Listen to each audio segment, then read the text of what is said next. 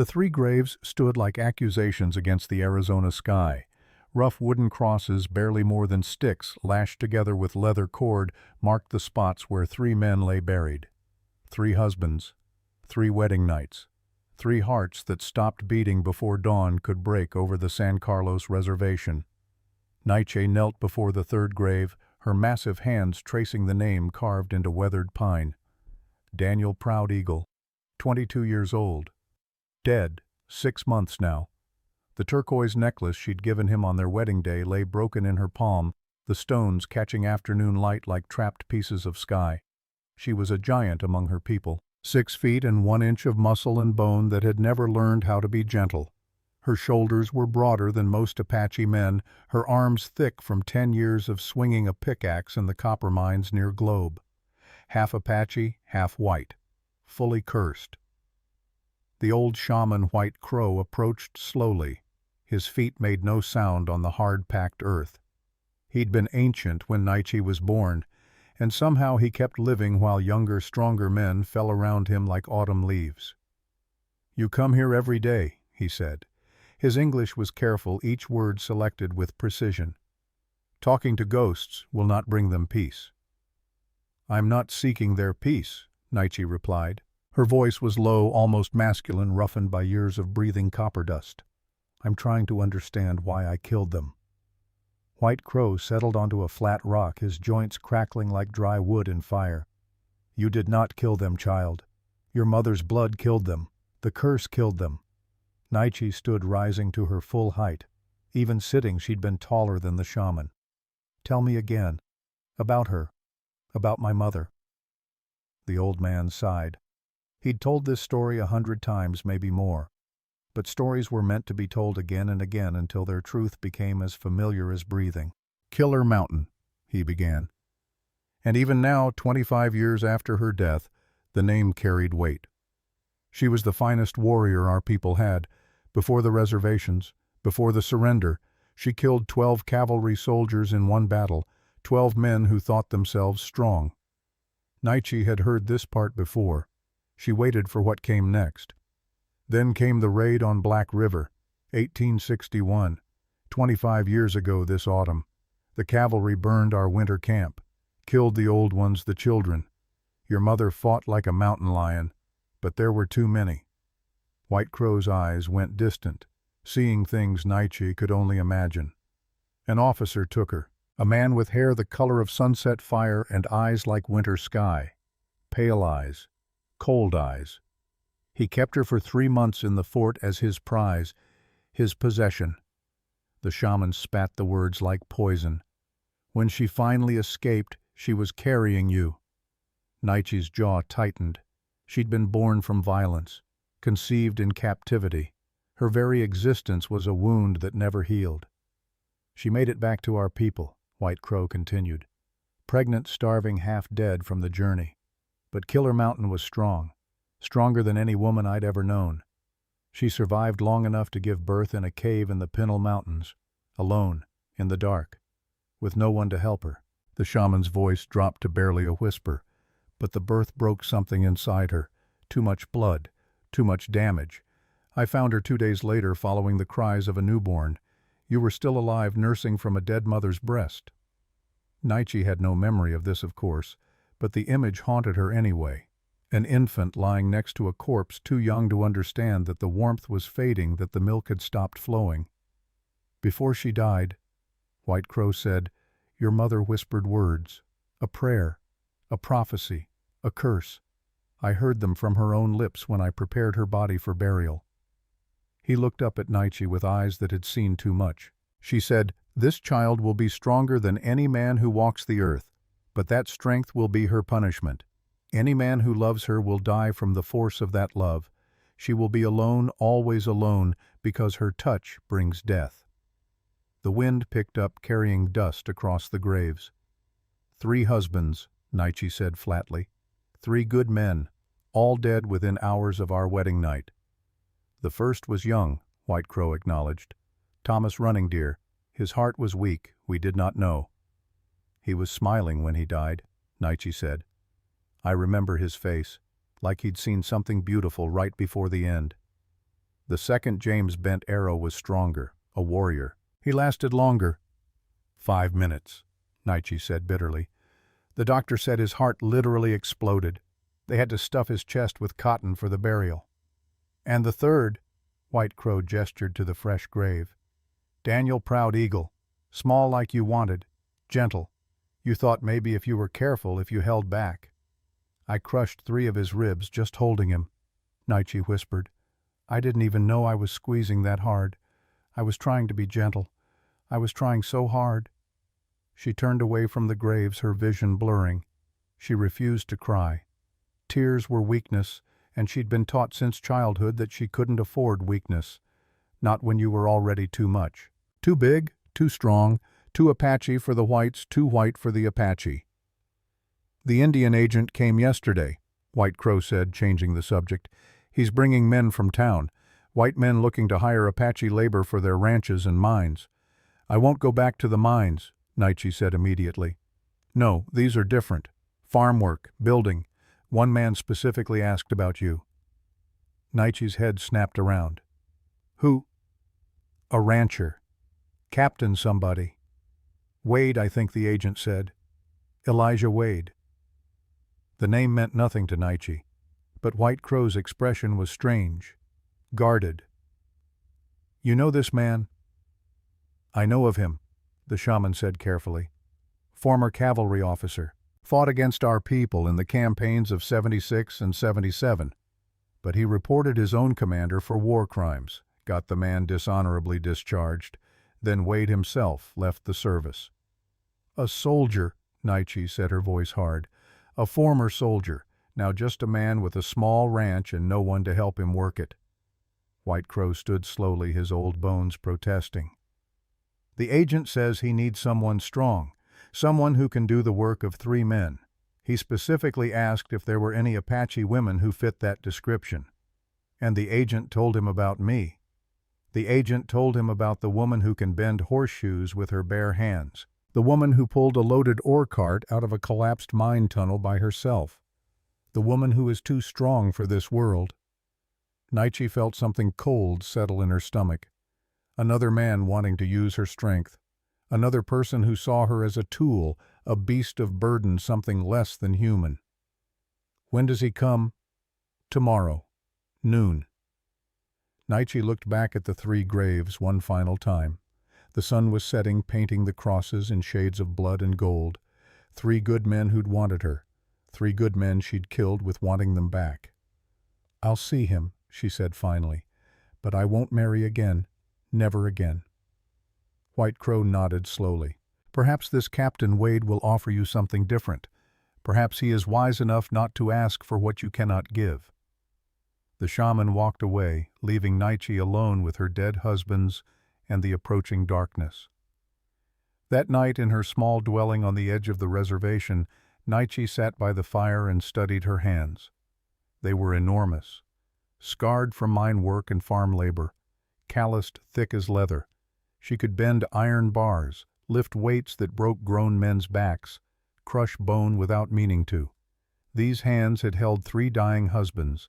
These hands had built their graves. These hands would never hold a living child because she was too afraid of what they might do. She thought about her mother. Killer Mountain, a warrior woman who'd fought the entire United States cavalry and nearly won. A woman so fierce that her name still brought fear to the hearts of old soldiers.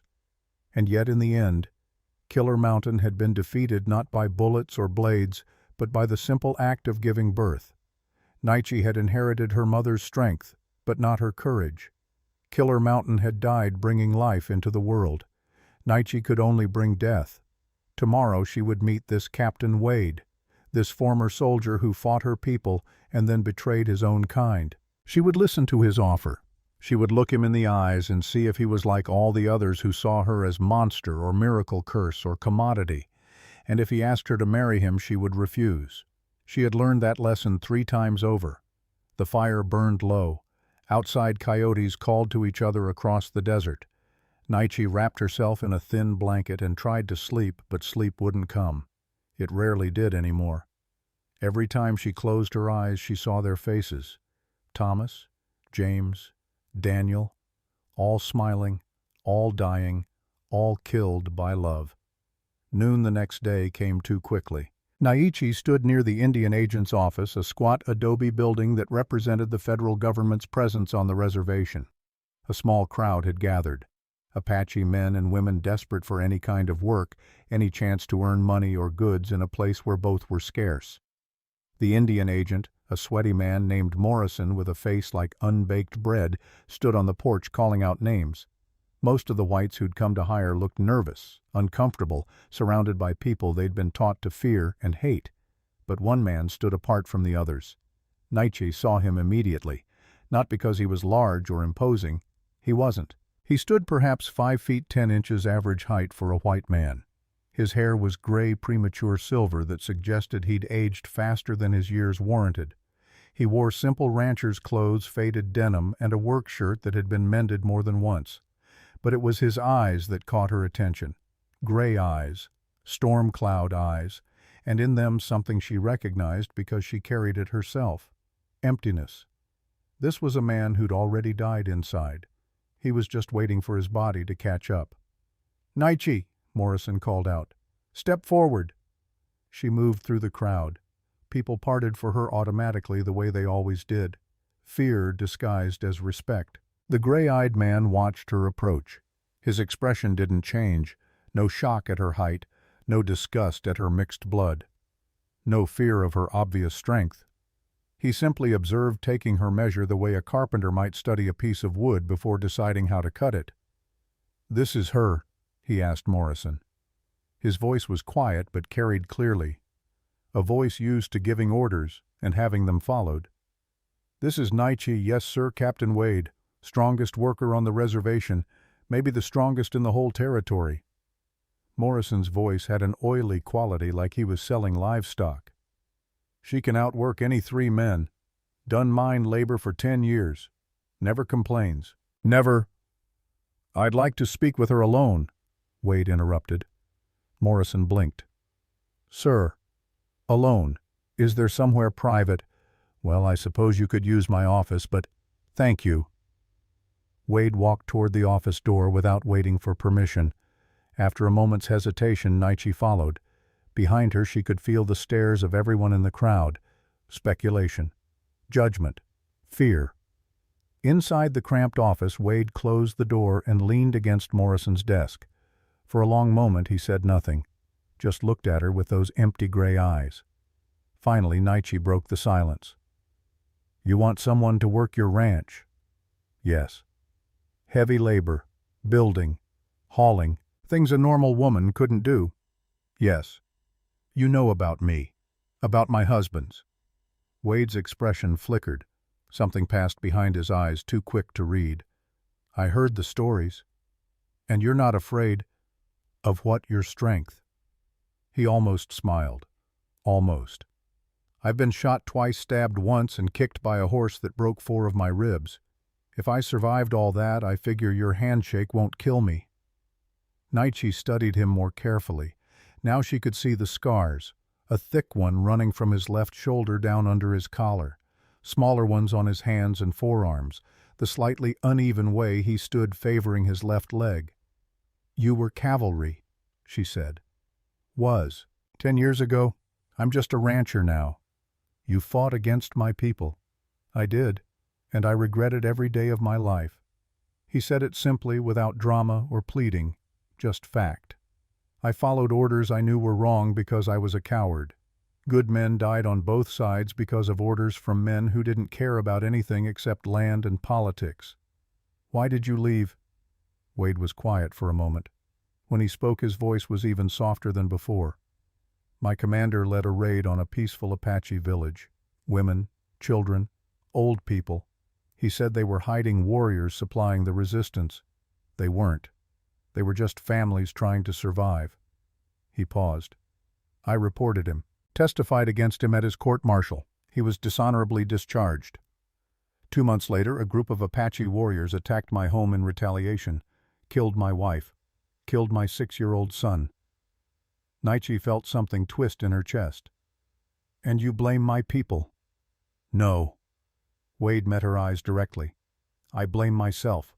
I blame the war. I blame the government that started it and the men who profited from it. But I don't blame the Apache for fighting back against people who destroyed their homes." He pushed away from the desk, moved to the small window that looked out over the reservation. "I need help on my ranch. Real help. The kind of work that's killing me because I'm trying to do it alone. Building fences, hauling timber, breaking horses, plowing fields." He turned back to her. "I can pay you in goods, food supplies, whatever you need, and I can offer you something else." "What?" "Freedom. You work for me, you don't have to stay on the reservation. You can live on my land. Build your own cabin if you want. Come and go as you please." Naichi's breath caught. Freedom. The word tasted strange in her mouth. She'd been confined to the reservation her entire life, only allowed to leave for approved work in the mines. "There's a condition," Wade continued. "Of course there was. There was always a condition. We'd have to marry. On paper. The territorial government won't let an unmarried Apache woman live off reservation even as a laborer. But if you're my wife legally, then you can stay." Naichi's hands clenched into fists. "I won't." "I'm not asking you to be my wife," Wade said quickly. "I'm asking you to sign a paper that says you are. It's a business arrangement. You work my ranch. I provide you housing and supplies and legal protection. That's all. You don't want—" She couldn't finish the sentence. "No," Wade said bluntly. "I buried my wife 10 years ago. Buried my heart with her. I'm not looking for romance or companionship or anything else. I'm just looking for help I can afford, and you're looking for a way out of this place. It's practical." Naichi stared at him, trying to understand. Every other man who'd approached her had wanted something. Her body, her strength, her exotic appearance, something to possess or conquer or use. This man wanted nothing except her labor. It should have been insulting. Instead, it felt like the first honest offer she'd ever received. "Why me specifically?" she asked. "There are other Apache who could work your ranch." Wade hesitated. And in that hesitation, Naichi saw something flicker across his face. Something he was hiding. "Because Morrison said you were the strongest," he said finally. "And because I figured someone with your particular circumstances might value freedom more than most." It was a reasonable answer. But Naichi's instincts, honed by years of survival, told her there was more to it. Something he wasn't saying. She thought about White Crow's words. "Perhaps this Captain Wade will offer you something different." She thought about the 3 graves outside her dwelling. She thought about spending the rest of her life on this reservation, watched and whispered about the cursed woman who killed with touch. "When would we do this?" she asked. "Tomorrow, if you're willing. There's a justice of the peace in Copper Ridge who'll perform the ceremony. No church, no fuss, just signatures on paper. And after, you come to my ranch. I show you the work. You decide if you want to stay. And if I don't, then you don't. The marriage is legal either way. You can leave whenever you want, go wherever you want. I won't stop you." Naichi looked down at her hands again. These hands that had killed 3 good men. These hands that would never hold a child or touch someone gently without fear. Maybe she thought these hands could build something instead. Fences, barns, a life that didn't revolve around fear and death. "I'll do it," she said. Wade nodded once. "Tomorrow, then. I'll have horses waiting at dawn." He moved toward the door, then paused. Without turning around, he said quietly, "I know what it's like to be blamed for something that wasn't your fault, to carry guilt for things you couldn't control. Maybe we can both stop carrying it so hard." Then he was gone, leaving Naichi alone in the cramped office. She stood there for a long time, trying to understand what had just happened. This strange, scarred white man with empty eyes who'd offered her freedom without asking for anything in return except honest work. It was only later, as she walked back to her dwelling, that a thought occurred to her. Wade had hesitated when she asked why he chose her specifically, and in that moment, just before he answered, his eyes had done something strange. They'd flicked to her face, studying it, searching for something, like he was comparing her to someone else, someone he'd known before. But that was impossible. Wade said he'd never met her. The Indian agent had simply told him about the strong Apache woman who could work like 3 men. Still, the thought nagged at her as she packed her few belongings that night. As she said goodbye to White Crow, who blessed her with sage smoke and whispered prayers in Apache. As she stood one last time before the 3 graves and promised the dead that she would never let another man die for loving her. The thought followed her into restless sleep. And when dawn came, painting the Arizona sky in shades of copper and gold, Nietzsche walked toward a future she didn't understand, carrying a question she didn't yet know how to ask. Why had Captain Elijah Wade really come looking for her? What did he see when he looked at her face? And why did his empty gray eyes suddenly seem full of secrets?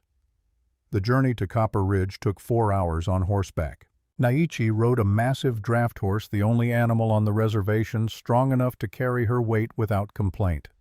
Wade rode beside her on a smaller bay mare, keeping a respectful distance. They didn't speak. The desert stretched around them in endless variations of brown and gold, interrupted occasionally by saguaro cacti standing like silent witnesses to their strange procession. Nietzsche had never been this far from the reservation without armed guards. The freedom felt dangerous, like standing too close to a cliff edge. One wrong step and she might fall into a life she didn't know how to navigate. Wade seemed comfortable with the silence. He sat his horse well, despite his injuries, moving with the practiced ease of a man who'd spent half his life in the saddle. Occasionally he would glance at her, those gray eyes assessing, measuring, but he never stared. Never made her feel like a curiosity or a threat. It was unsettling in its ordinariness. They passed a group of prospectors heading toward the copper mines, rough men with sun-damaged skin and suspicious eyes. One of them called out something crude about Indians. Wade's hand moved to the pistol at his hip, and the prospectors suddenly found somewhere else to look. Nietzsche noticed everything. The easy violence in Wade's posture. The way his body remembered cavalry movements even though his eyes stayed empty. This was a man who'd killed before and would kill again if necessary. But not casually. Not with joy. Just with the tired resignation of someone who'd seen too much death to romanticize it. They reached Copper Ridge just before noon. The town was small, maybe 300 people, built around a single dusty street lined with false-fronted buildings. A general store, a saloon, a barber shop that doubled as a dentist. The church at the far end with its white steeple pointing accusingly at heaven. And everywhere people stopped to stare. A white man riding beside an Apache woman. A woman taller than most men, sitting a horse like she was carved from the same stone as the mountains behind them. Her mixed heritage was obvious in the pale gray of her eyes, the slightly lighter tone of her brown skin. Neither white nor Apache. Something in between. Something that made people uncomfortable. Wade dismounted in front of a small office with a hand-painted sign that read, "Justice of the Peace Land Records Notary Services." He tied his horse to the rail and waited for Nietzsche to dismount. She swung down from the draft horse, her boots hitting the ground with audible impact. A small cloud of dust rose around her. She stood a full 3 inches taller than Wade and at least 60 pounds heavier, all of it muscle. "This way," Wade said quietly. Inside the office was cramped and smelled of old paper and whiskey. A man sat behind a cluttered desk, his face flushed red from drink or heat or both. He looked up as they entered, and his bloodshot eyes widened. "Captain Wade," he said, his voice slurred slightly. "Didn't expect to see you again so soon." "Mr. Hutchins?" Wade removed his hat. "This is Nietzsche. We're here for the marriage certificate you and I discussed." Hutchins squinted at Nietzsche, taking in her height, her obvious Apache features, her uncomfortable silence. "You're sure about this, Captain? Mighty unusual arrangement?" "I'm sure. The church won't recognize it, you know. Pastor Michaels, he won't marry a white man to a savage, begging your pardon, miss." Hutchins didn't sound sorry at all. "We're not asking for the church's blessing," Wade said. "Just the territory's legal recognition." Hutchins shrugged and pulled out a pre-printed form. "Your funeral. Or wedding. Whichever." He laughed at his own joke, then coughed wet and phlegmy. The ceremony, if it could be called that, took less than 5 minutes. Hutchins read from the form in a monotone, occasionally stopping to take a drink from a flask he kept in his desk drawer. He asked if Wade took this woman. Wade said yes. He asked if Naichi took this man. She hesitated, looking at the paper, at Wade's carefully blank expression at the door that led back to freedom or forward into unknown territory. Yes, she said finally. Then by the power vested in me by the territory of Arizona, I pronounce you man and wife. Sign here. Hutchins pushed the paper across the desk. Wade signed first. His handwriting was neat, practiced. Elijah Marcus Wade. Then Naichi took the pen. Her hand dwarfed it. She'd only learned to write 3 years ago, taught by a missionary woman who'd since given up and left the reservation. Her letters were large and uneven like a child's. Naichi. No last name. She'd never had one. There, Hutchins said, blotting the signatures. You're legally wed. God help you both. He looked at Naichi with something approaching pity. I give it a month before he comes back here for an annulment, if he comes back at all. Wade's jaw tightened, but he said nothing. He placed several coins on the desk, more than the certificate cost, and guided Naichi back outside. The street had filled with people. Word had spread fast in a town this small. A white war hero marrying an Indian woman. It was scandal and entertainment and outrage, all wrapped into one irresistible package. Naichi felt their stares like physical weight. She'd been stared at her whole life, but this was different. These weren't Apache watching the cursed woman with wary respect. These were white settlers watching something they considered an abomination. A woman spat on the ground as they passed. A man muttered something about race mixing loud enough to be heard. A group of cowboys outside the saloon laughed, making crude jokes about wedding nights and broken beds. Wade kept walking, his hand resting on Naichi's elbow. Not possessive, steadying. They were halfway to their horses when a tall man in a sheriff's badge stepped into their path. Captain Wade, the man said. His voice was smooth, educated, but carried an edge like a knife hidden in velvet. Heard you got yourself hitched. Wanted to offer my congratulations. Sheriff Clayton. Wade's voice went flat. Kind of you. Clayton smiled, but it didn't reach his eyes. He was handsome in a cruel way, with dark hair swept back from a high forehead and a mustache waxed to sharp points. Everything about him was carefully groomed, carefully controlled. His gaze slid to Naichi, traveling up and down her body with deliberate slowness. This is quite the bride. Big woman, strong-looking. He said it like an insult wrapped in compliment. You sure she's safe, Captain? These Apache women, they can be unpredictable, violent even. She's my wife, Wade said quietly. And we're leaving. Of course. Clayton stepped aside, but not quite enough. Wade had to angle around him. Just wanted to remind you, Captain, that we have laws in Copper Ridge, civilized laws, and we expect everyone to follow them, including reservation Indians who think marriage papers make them citizens. Wade stopped, turned slowly. Is there a point to this conversation, Sheriff? Just a friendly warning. Your ranch borders some valuable land. Mining companies been sniffing around looking to expand. They're willing to pay fair prices for property, assuming the owners are cooperative. Clayton's smile widened. Be a shame if anything happened to complicate your ownership, legal troubles, say, or questions about the validity of certain marriages. Naichi understood immediately. This wasn't about her or Wade or marriage. This was about land, money, the things white men always fought over. Wade understood too. My deed is recorded and legal, and my marriage is recognized by territorial law, whatever your personal feelings about it might be. For now, Clayton said pleasantly, but laws change, Captain, especially when enough respectable citizens petition for them to change. He tipped his hat to Naichi, mockery in every movement. Ma'am, welcome to Copper Ridge. I'm sure you'll find our hospitality very memorable.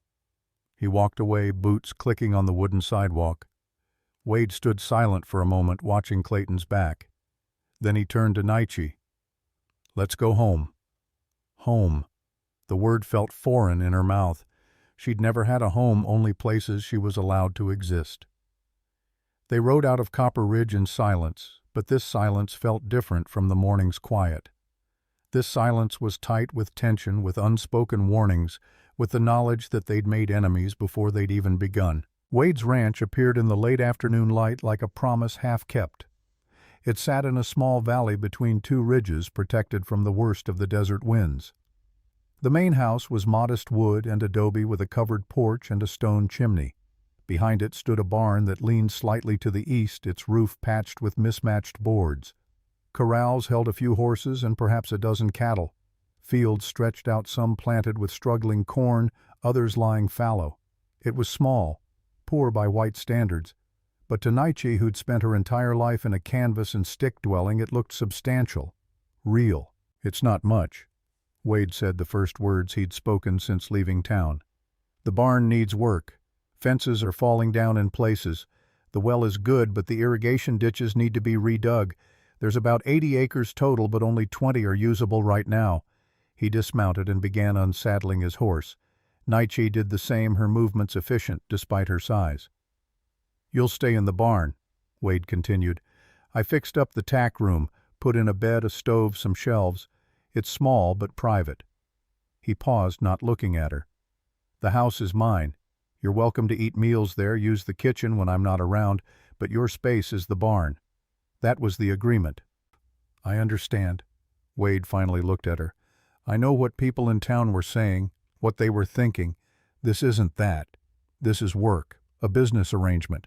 I need to be clear about that because I won't have you thinking I expect anything else." Naichi studied his face. The carefully maintained distance, the walls built so high she couldn't see over them. "You're afraid of me," she said. Wade blinked, surprised.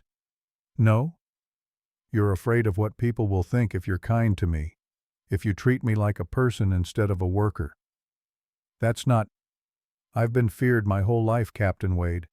I know what it looks like. But this is different. You're not afraid I'll hurt you. You're afraid you'll feel something." Wade's expression went hard. "Show you the barn." He walked away, leaving Naichi to follow.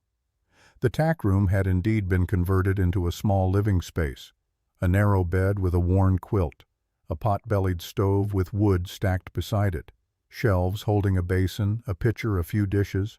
One small window looked out toward the mountains. It was more than Naichi had ever had. "Thank you," she said quietly. Wade nodded once and left without another word. That night, Naichi lay on the narrow bed staring at the ceiling. Through the thin walls she could hear the horses shifting in their stalls, the small sounds of the ranch settling into darkness. And from the house she heard Wade. He was screaming, not loud, muffled like he had his face pressed into a pillow, but definitely screaming, words she couldn't make out, pain that needed no translation. Naichi sat up listening. Nightmares. The war, probably. Men who'd seen combat often came back with pieces of themselves missing, replaced by memories that attacked them in sleep. She stood and walked to her door, opened it quietly, crossed the yard toward the house. The front door was unlocked. Inside, a single lamp burned low in the main room. Simple furniture, a stone fireplace, everything clean but spare, like a man who'd given up on comfort. Down a short hallway she found Wade's bedroom. The door stood ajar. He thrashed on the bed, tangled in sheets, his scarred chest bare and gleaming with sweat. His lips moved, forming words that came out broken and desperate. "Marcus, you bastard. Not them. Please, not them. Killer Mountain. I'm sorry. I'm sorry. The children. God, the children." Naichi froze. Killer Mountain. Her mother's name. Wade knew her mother's name. She moved closer, her heart pounding. Wade's eyes were closed, trapped in whatever horror his mind was replaying. His hand reached out, grasping at nothing. Should have stopped him. Should have known. The eyes. She had those eyes. Winter sky. Just like... He jerked awake suddenly, sitting bolt upright, reaching for a pistol that wasn't there. His wild gaze landed on Naichi, standing in his doorway, and for a moment neither of them moved. "You were screaming," Naichi said. Wade's breathing was ragged. Sweat ran down his face. "I told you to stay in the barn." "You were screaming," she repeated. "About my mother." All the color drained from Wade's face. "How do you know Killer Mountain's name?" Naichi demanded. You said you never met me before, but you knew my mother. You knew her. Wade swung his legs out of bed, grabbed a shirt, pulled it on with shaking hands. Get out. Tell me the truth. Get out of my house. What did you do? Naichi's voice rose. Were you there at the raid? Were you one of the soldiers who— I reported the man who did it, Wade shouted. The words exploded out of him like they'd been held back too long. I reported Marcus Hale, my commanding officer, my friend, the man who led the raid on Black River, the man who took your mother prisoner. Naichi felt the world tilt. I was there, Wade continued, his voice dropping to something raw and broken. I was 23 years old, fresh from West Point. Marcus was my mentor. I trusted him. When he said we were hunting warriors, I believed him. When he said the Apache at Black River were hiding weapons, I believed him. He stood, began pacing, unable to look at her. But there were no warriors, just families, old people, children, and Marcus gave orders to burn them out, to kill anyone who resisted. I tried to stop it. I countermanded his orders, but I was just a lieutenant, and half the men followed Marcus anyway. Wade's hands clenched into fists. I saw Marcus take a woman, an Apache warrior woman who'd killed 3 soldiers with her bare hands before they subdued her. She was magnificent, terrifying, and Marcus looked at her like she was a trophy, said she was his now, his prize of war. Killer Mountain, Naichi whispered. I didn't know her name then. I just knew she was someone who shouldn't be treated that way. No one should. So I reported it, testified at Marcus's court-martial, showed them the evidence. He was dishonorably discharged, vanished. I thought I'd done the right thing. Wade finally looked at Naichi, and his eyes were full of something worse than emptiness. Guilt. Then, 2 months later, Apache warriors attacked my home, killed my wife Sarah, killed my son James, left me alive probably because I'd testified against Marcus. But it didn't matter. They were still dead. And you blame my people, Naichi said coldly. No, Wade's voice cracked. I blamed myself. Still do. Because if I'd stopped Marcus sooner, if I'd questioned his orders from the beginning, maybe your mother never would have been taken. Maybe she would have lived. Maybe my wife and son would have lived.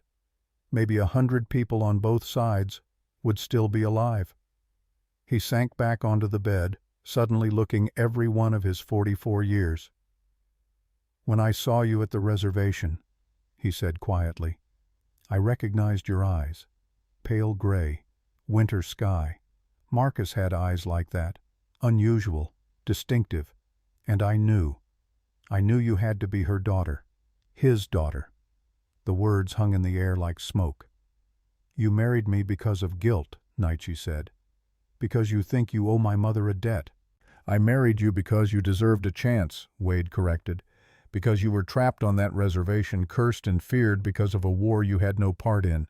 Because your father was a monster and your mother was a victim, and you shouldn't have to pay for either of those things. He looked up at her, and for the first time since they'd met, his eyes weren't empty. They were full of pain and regret and desperate honesty. I know what it's like to be blamed for things you can't control, to carry guilt that isn't yours to carry. I thought maybe if I could give you freedom, if I could help you build a life away from all that, then maybe some small part of the damage could be undone. Naichi stood frozen, trying to process this. Everything she thought she understood about their arrangement had just shifted. This wasn't a simple business deal. This was atonement, redemption, a broken soldier trying to save the daughter of a woman he'd failed to protect. Marcus Hale, she said. My father. Where is he now? I don't know. I've been searching for 20 years. After his discharge, he disappeared. Some say he went to Mexico. Others say he drank himself to death in San Francisco. I wanted to find him, bring him to justice, but he's a ghost. Naichi thought about the man who'd raped her mother, the man whose blood ran through her veins, the man whose pale eyes stared back at her from every reflection. I should hate you, she said. You should. You brought me here out of guilt, not kindness. Yes. You've been lying to me since the moment we met. Not lying, just not telling you everything. Naichi's massive hands opened and closed. She could kill Wade right now, snap his neck like a dry branch, crush his skull, destroy this man who'd brought her here under false pretenses. But she didn't. Because somewhere in his broken confession she'd heard something she recognized, the sound of someone who'd spent 20 years punishing themselves for crimes they couldn't prevent. Someone who'd turned themselves into a ghost because the living hurt too much. Someone like her. "I'm going back to the barn," she said finally. Wade nodded, not trying to stop her. At the door she paused. "Tomorrow we start work. You teach me what needs to be done. I do it, that's all." "Understood." "And Wade?" He looked up. "Don't scream in your sleep. I won't come check on you again." She left him sitting on his bed in the lamplight, surrounded by ghosts. Neither of them could escape. Back in the barn, Naichi lay awake until dawn, her mind churning.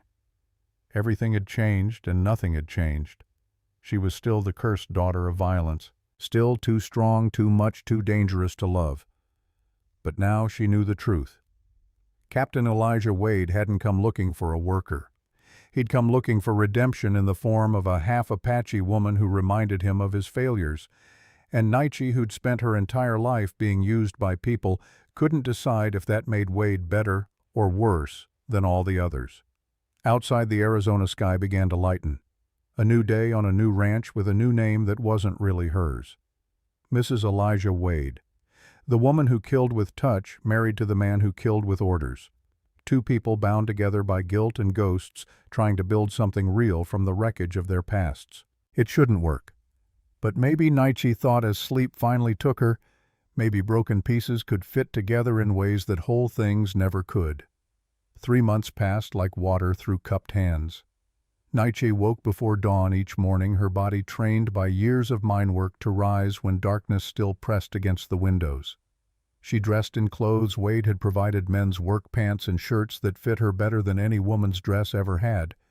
She braided her long black hair and wrapped it in a leather cord. She pulled on boots reinforced with extra leather because her weight wore through normal soles in weeks. Then she worked. The first week, Wade had tried to pace her, to suggest rest breaks, to worry that she was pushing too hard. She'd ignored him. Work was something she understood. Work had rules. Work didn't ask questions or judge or expect things she couldn't give. By the second week, Wade stopped suggesting rest and simply tried to keep up. Together they rebuilt the eastern fence line, 300 yards of posts that needed to be sunk deep into the hard desert soil. Wade dug the holes with a post hole digger, sweating and straining. Naichi simply grabbed each post, lifted it, and drove it into the ground with her bare hands, the wood splintering slightly under her grip. Wade had watched in silence, then quietly started filling in around the posts while she moved to the next one. They re-roofed the barn, Naichi carrying bundles of cedar shingles up the ladder that creaked but held under her weight. Wade nailed them down with practiced efficiency, his cavalry training showing in the precise spacing, the careful overlap. They cleared the irrigation ditches, Naichi lifting boulders that would have required 3 men and a team of horses. Wade directed where they should go, building small dams and redirects with an engineer's eye. They worked side by side but never quite together. Always a careful distance. Always aware of the boundaries they'd established. In the evenings, after the day's labor was done, they ate separate meals. Wade in the house, Naichi in the barn. Sometimes she could see lamplight from his window, could imagine him sitting alone at a table built for a family that no longer existed. She didn't knock on his door again. He didn't come to check on her. It was exactly what they'd agreed to. A business arrangement. Nothing more. Except on Tuesday evenings, Wade would appear at the barn door after dinner with a book under his arm and a lamp in his hand. He'd set the lamp on the small table Naichi had built from scrap lumber. He'd open the book, and he'd teach her to read. This had started by accident. Wade had left a supply list on the barn door, assuming Naichi could read it. She'd stared at the markings, recognizing perhaps 1 word in 5, and felt the familiar shame of ignorance. When Wade came back an hour later, the list was still there, untouched. "You can't read," he'd said, not a question. "The missionary woman taught me some. Before she left." Naichi had forced herself to meet his eyes. "I can sign my name, I can read simple words, but not this. Wade had nodded slowly. Tuesday evenings after dinner. Bring your lamp to the barn. We'll work on it. That had been 2 months ago. Now Nietzsche could read most of the Bible Wade brought, though the older English confused her. She could write short letters, though her handwriting remained large and childlike. She could understand the newspapers Wade sometimes brought back from town with their stories of territorial politics and Eastern wars and inventions that seemed like magic. Tonight they sat across from each other at the small table, the lamp casting shadows that made Wade's scarred face look older, more worn. "Read this passage," Wade said, pointing to a section of Genesis. Nietzsche read slowly, sounding out difficult words. "And the Lord said unto Cain, Where is Abel thy brother? And he said, I know not. Am I my brother's keeper? Good. Now what does it mean?" Nietzsche frowned, thinking. Cain killed his brother. He's lying to God, pretending he doesn't know where Abel is. And the question, am I my brother's keeper? What does that mean? He's asking if he's responsible for his brother, if he has to watch over him. Wade leaned back, his chair creaking. The whole Bible could be summed up in that question. Are we responsible for each other? Do we owe anything to people we didn't choose to be connected to? Nietzsche looked at him carefully. You're talking about my father, Marcus Hale. I'm talking about everyone. Every choice we make affects someone else. Every order followed, every order given. We're all connected whether we like it or not.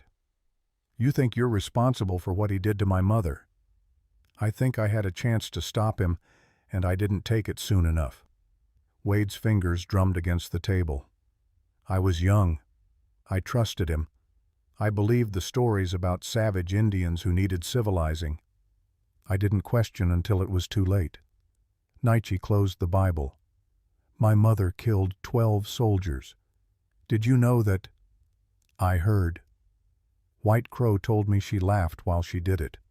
Laughed because each one was revenge for our people, for our land, for everything taken from us. Nietzsche's voice was steady, factual. She was a killer, Wade, a warrior. She chose that life. She was defending her home. And those soldiers were following orders just like you. Where does the blame stop? How far back do we go? Wade had no answer. He rarely did when Nietzsche pushed back against his guilt. After a moment he stood. That's enough for tonight. You're reading well.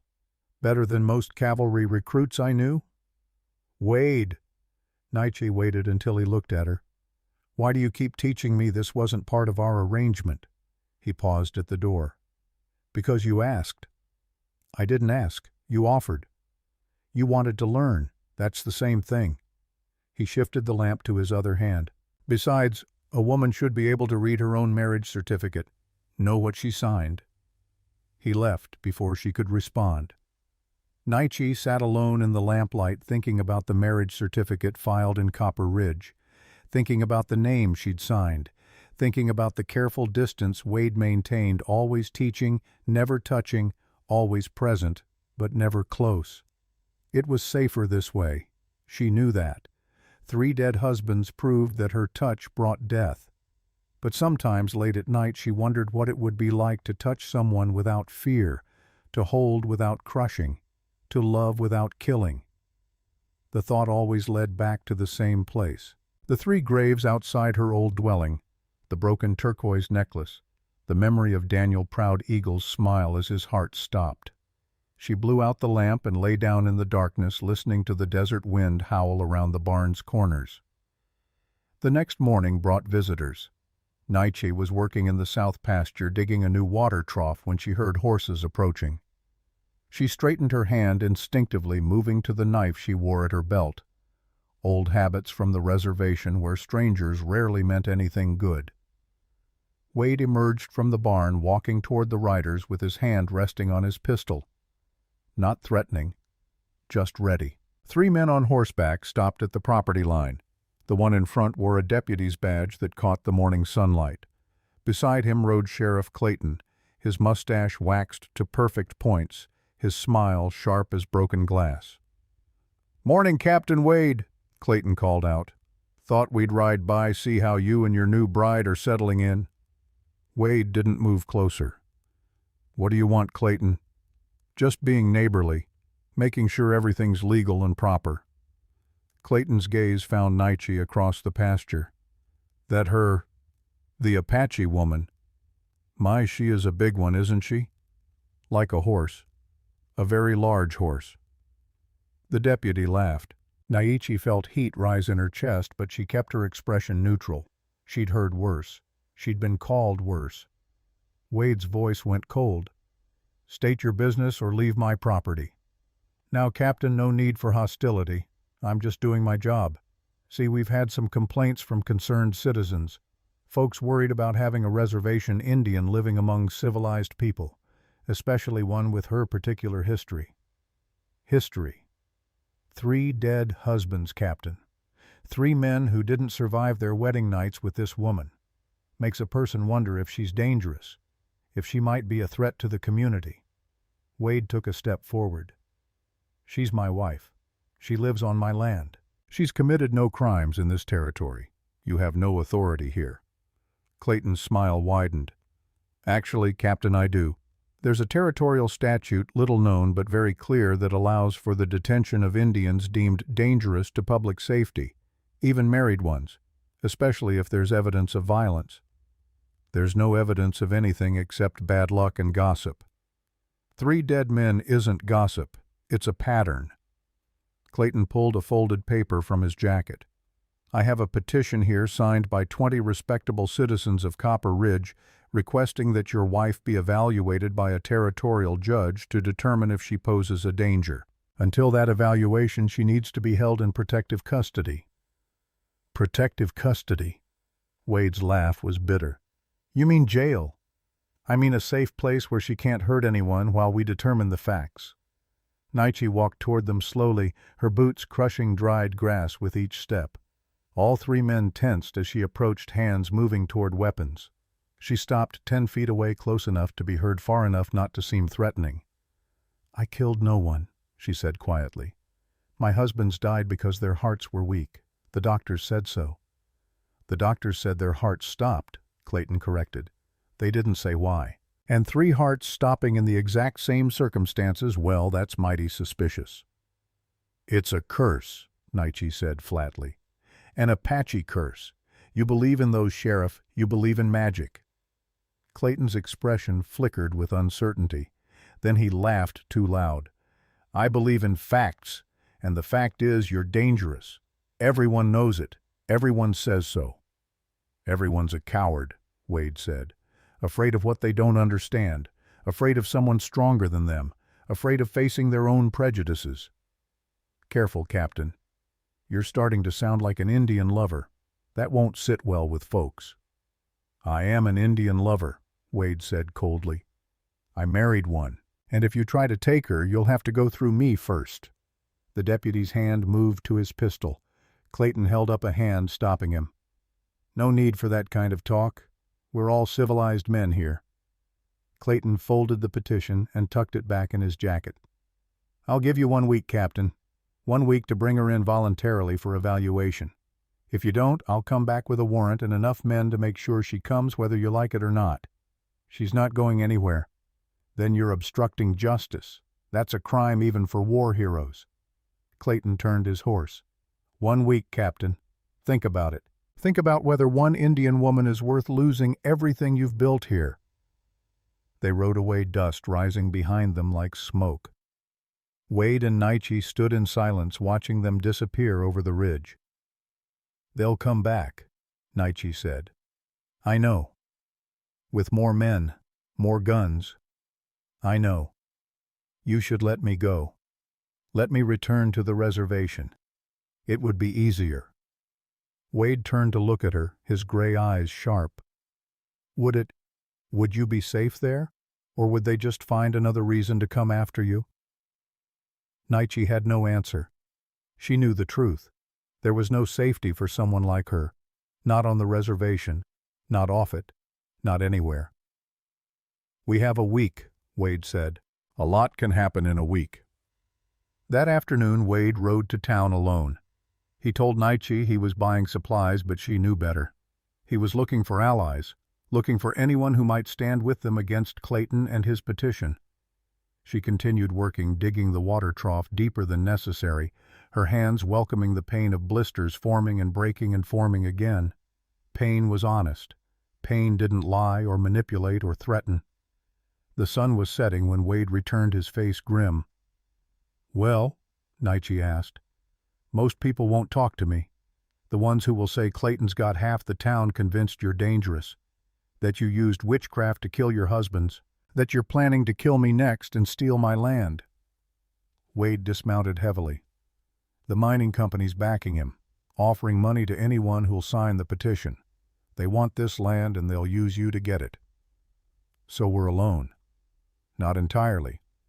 Wade pulled a letter from his pocket. "I sent word to Fort Thomas, asked if they had any records of your mother, of the Black River raid, of Marcus Hale's court-martial." "Why?" "Because if we can prove what really happened, if we can show that your mother was the victim, that you were born from violence you had no part in, maybe we can get the territorial judge to see reason." Nietzsche took the letter, though she couldn't read Wade's hurried handwriting in the fading light. "You think the truth will matter to them? I think it's the only weapon we have." They stood together in the gathering darkness, two people bound by guilt and circumstance, and a marriage that was supposed to be nothing but paper. "Why are you doing this?" Nietzsche asked quietly. "You could give me up, claim you were deceived, say you didn't know about the curse. They'd probably leave you alone." Wade was quiet for a long moment. When he spoke, his voice was rough with something that might have been emotion if he'd allowed himself to feel it. "Because I'm tired of running. Tired of letting bad men make good people suffer. Tired of following the easiest path instead of the right one." He looked at her directly. "And because you deserve better than what this world has given you." Nietzsche felt something crack inside her chest. Not pain. Something else. Something dangerous and terrifying and desperately wanted. Hope. "I could leave," she said. "Tonight. Disappear into the desert. They'd never find me." "They would eventually, and I'd spend the rest of my life wondering if you were safe." "You barely know me." "I know you work harder than anyone I've ever met. I know you're trying to learn things no one ever bothered to teach you. I know you carry guilt that isn't yours to carry." Wade's expression softened slightly. "I know what it's like to be blamed for your blood instead of your choices. And I know that's not right." Nietzsche reached out slowly, carefully, and placed her hand on Wade's shoulder. Just resting there, her massive palm covering his collarbone, feeling the bones beneath the scars, the warmth of a living person who didn't flinch away from her touch. Wade didn't move, didn't pull back, just stood there accepting the weight of her hand like it was something ordinary instead of something that had killed 3 men. "Thank you," Nietzsche said. "For what?" "For seeing me as a person, not a curse, not a monster, not a burden, just a person." Wade's hand came up slowly, covered hers. His fingers looked small against her palm, fragile, but his grip was firm. "You're not a curse, Nietzsche. You're just someone who's been carrying too much weight for too long. Maybe it's time to let someone help you carry it." They stood like that as full darkness fell, two damaged people touching without fear, without death, without anything but the simple human need to not be alone. And for the first time in 3 months, the careful distance between them began to close. Not quickly, not dramatically, just slowly, inevitably, like water finding its way downhill. Inside the house, Wade's nightmares still came, but now when he screamed, Nietzsche no longer ignored it. She would stand outside his door listening, making sure he was alone with his demons but not abandoned to them. And sometimes Wade would wake to find her shadow in the doorway, silent and still keeping watch. He never told her to leave. She never came closer. But the space between them grew smaller with each passing night. 1 week until Clayton came back. 1 week to find proof, to gather allies, to prepare for whatever storm was coming. 1 week for 2 broken people to figure out if they were stronger together than apart. The answer, Nietzsche thought as she finally returned to the barn, wasn't certain yet. But for the first time in her life, she wanted to find out. The storm came on the 6th day. Nietzsche had felt it building all morning, a pressure in the air that made her skin prickle and her teeth ache. The horses were restless in the corral, tossing their heads and circling. The cattle bunched together in the far corner of the pasture, their instincts sensing what the sky had not yet revealed. By noon, clouds the color of old bruises gathered over the mountains. By 3, the first fat drops of rain began to fall. By 5, the desert was drowning. Arizona flash floods were rare but devastating. The hard-baked earth couldn't absorb water quickly enough, so it ran in sheets across the surface, gathering in arroyos and dry creek beds, turning them into raging torrents within minutes. Whole ranches had been washed away. Livestock drowned. Buildings collapsed under the weight of sudden water and wind. Wade appeared at the barn door, soaked through despite the short run from the house. "The roof!" he shouted over the roar of rain on wood. "It's leaking. Bad. The whole northwest corner is coming apart." Nietzsche looked up. Water dripped steadily through cracks in the barn's ceiling, pooling on the floor near her sleeping area. As she watched, a section of roof sagged, visibly groaning under accumulated weight. "Get your things," Wade ordered. "You're coming to the house." "I can stay here. I'll move to the other side. The whole damn roof is going to collapse. Look at it." Wade pointed to where water now poured through widening gaps. "I should have fixed this months ago. I knew it was weak. Now you're coming inside before you get crushed in your sleep." Nietzsche hesitated. The house, Wade's private space, the boundary they'd carefully maintained for 3 months. "That wasn't part of our arrangement," she said. Wade's expression hardened. "The arrangement didn't include you dying because I was too cheap to buy decent lumber. Get your things. Now." She gathered quickly. Her few clothes, the Bible Wade had given her, the knife that had been her mother's passed down through White Crow. Everything she owned fit in a canvas bag that looked small in her massive hands. They ran through the downpour, Nietzsche hunched over to protect the bag, Wade slipping in the mud but keeping his feet. The house loomed before them, windows glowing with lamplight, looking impossibly warm and dry and safe. Inside, Nietzsche stood dripping on the wooden floor, suddenly aware of how large she was in this small space. The ceiling was just high enough for her to stand upright without ducking. The furniture looked delicate around her bulk. She felt like a bear that had wandered into a doll's house. "Here." Wade tossed her a rough towel. "Dry off. I'll get a fire going." The main room contained everything necessary and nothing extra. A stone fireplace now being coaxed to life. A wooden table with 2 chairs. A rocking chair by the window, its runners worn smooth from years of use. Shelves holding books, tools, a few dishes. Everything spoke of a man who'd stopped caring about comfort, who kept things functional but never beautiful. On the mantel, a single photograph in a tarnished frame. A woman and a small boy. The woman had kind eyes and dark hair pulled back in a bun. The boy grinned widely, missing his front teeth. Both dead for 10 years. Nietzsche looked away, feeling like an intruder in someone else's grief. "You can sleep in there." Wade gestured to a small room off the main space. It was going to be for when James got older, when he needed his own room. His voice went flat. "Never got the chance." The room was tiny.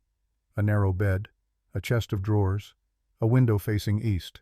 Child-sized, but it would hold her. "Thank you," Nietzsche said quietly. Wade nodded, already turning back to the fire. "You hungry? I've got stew from yesterday. Probably not good, but it's hot." They ate in silence, sitting across from each other at the small table.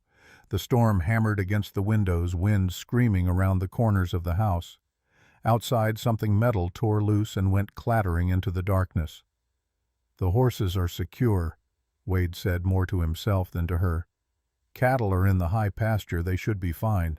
Barn might lose the rest of the roof, but the walls will hold."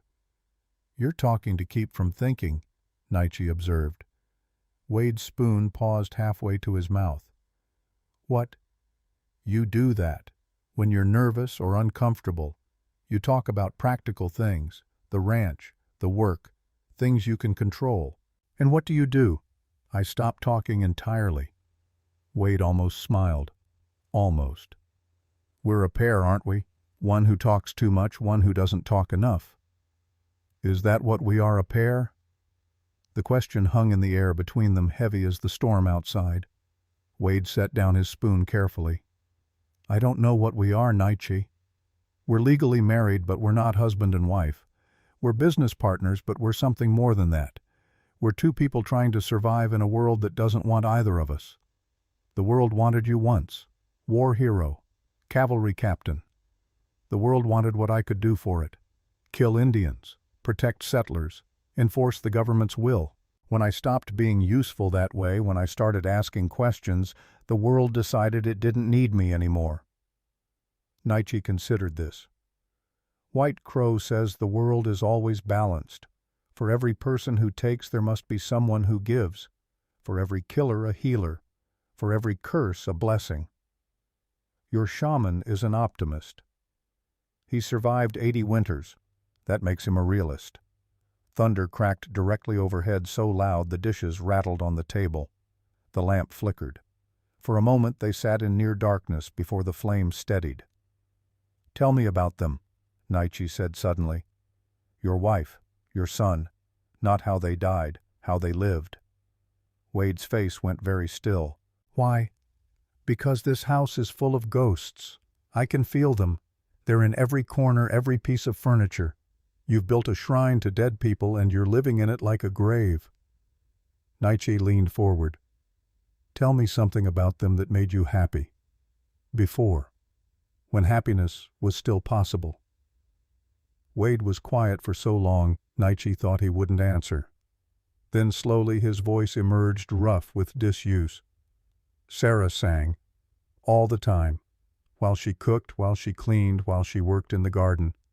She had a terrible voice. Couldn't carry a tune to save her life. But she sang anyway. His eyes went distant.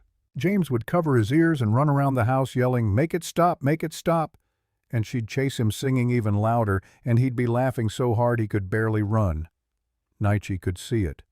The house filled with noise and life and joy instead of silence and grief. What was her favorite song? She didn't have one. She'd make them up. Stupid songs about whatever she was doing. There's a chicken in the garden eating all the corn. There's a stubborn husband who won't mend the barn. Wade's voice cracked slightly. The last song I heard her sing was about James losing another tooth. Something about the tooth fairy being broke and having to pay in buttons instead of coins. She sounds wonderful. She was patient, kind, better than I deserved. Wade stood abruptly, walked to the fireplace, stared into the flames. She married a soldier, knew what that meant, knew I might not come back from every deployment. But she never complained, just waited. And when I did come home, she'd have the house cleaned and dinner ready and James dressed in his best clothes, and she'd act like I'd been gone 5 minutes instead of 5 months. And James, smart, too smart for his own good, always asking questions. Why is the sky blue? Where do cows come from? What happens to people when they die? Wade's shoulders tensed. He asked me that 2 days before the attack. What happens when you die? I told him you go to heaven if you're good, that God takes care of you. His hand clenched on the mantel. I lied. There's no heaven. Just dirt and silence and nothing. Naichi stood moved to stand beside him, not touching but close. Close enough that he could feel her presence, solid and real. You don't believe that, she said. I watched them bury my family. I've buried enough men in enough places to know what death looks like. It's not peaceful. It's not beautiful. It's just the end. Then why do you keep their picture on the mantel? Why do you live in this house instead of burning it down and starting somewhere new? Why do you keep every piece of furniture exactly where Sarah placed it? Wade's jaw worked. Because it's all I have left. No, Naichi's voice was firm. It's all you allow yourself to have. You've turned memory into prison. You won't let yourself move forward because you think that's betraying them. You think if you're happy again, if you live again, it means they didn't matter. You don't understand. I understand perfectly. Naichi turned him to face her, her hands on his shoulders. I've been doing the same thing. Carrying 3 dead husbands like stones around my neck, refusing to touch anyone, refusing to hope for anything because I think that's what I deserve. That's my punishment for being born wrong." Wade looked up at her, really looked, and for the first time she saw past the emptiness to the pain underneath, raw and bleeding and never allowed to heal. "What if I forget them?" he whispered. "What if I wake up one day and can't remember Sarah's voice or the way James laughed? What if they become just names and dates and a picture on a mantle? Then you tell their stories. You keep them alive in words, but you don't stop living because they stopped. That's not honor. That's cowardice." Wade flinched as if she'd struck him. "You think I'm a coward? I think you're afraid. There's a difference." "And what are you afraid of?" Nietzsche's hands tightened on his shoulders, feeling the bones beneath the scars, the terrible fragility of a human body. "I'm afraid I'll kill you, just like the others. That one night I'll forget to be careful, and in the morning you'll be dead, and I'll have another grave to tend." "So we're both afraid," Wade said. "We're both carrying ghosts. We're both too broken to be fixed." "Maybe." Nietzsche's voice dropped to barely a whisper. "Or maybe two broken people can hold each other up. Isn't that what you said once?" The fire crackled. The storm raged. And in that small house full of ghosts, something shifted. Wade's hand came up slowly, covered one of Nietzsche's where it rested on his shoulder. "I'm not afraid of you," he said. "I should be. Any sane man would be. But I'm not. Why? Because fear is about the future, about what might happen. And I stopped caring about the future the day they buried my family. You can't scare someone who's already dead inside." "You're not dead." "No," Wade agreed. "Not anymore. And that terrifies me more than anything you could do to my body." Nietzsche understood. She felt it too. The slow thaw of something frozen for too long. The dangerous warmth of hope creeping back into spaces that had been cold and empty. "Wade," she said carefully, "what are we doing?" "I don't know. This wasn't supposed to happen. We had rules, boundaries." "I know. If we cross them, we can't go back." "I know that too."